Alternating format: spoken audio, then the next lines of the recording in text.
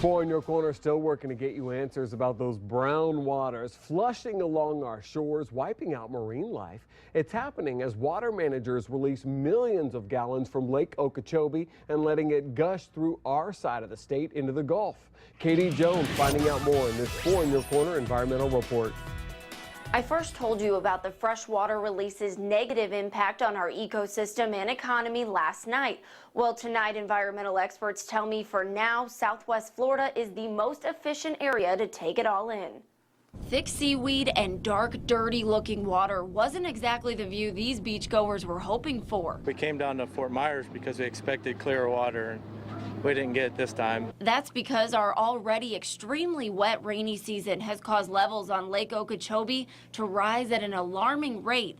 And Lee County's Natural Resources Division Director Roland Ottolini says it's impacting the Southwest Florida coast. It's been wet, and it's been wet very early on in the season. As you know, we're just starting to get tropical activity out there, and we have a whole hurricane season coming ahead of us. So it's getting this amount of water this early in the rainy season. It is worrisome. As of today, the Army Corps of Engineers says the lake sits at 15.62 feet.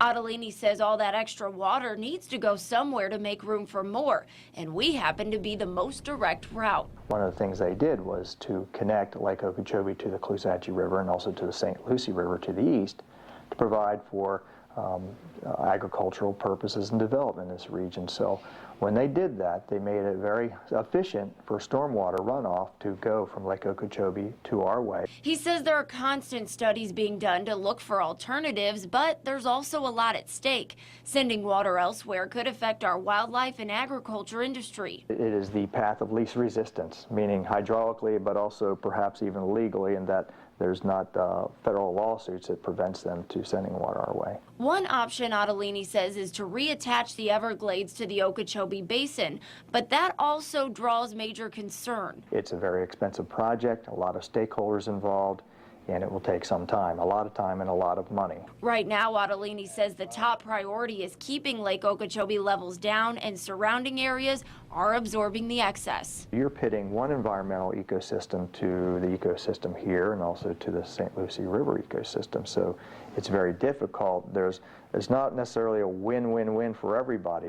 So if these heavy rains keep up, you can expect to see that dark, dirty-looking water along the Fort Myers Beach and Sanibel coast through September.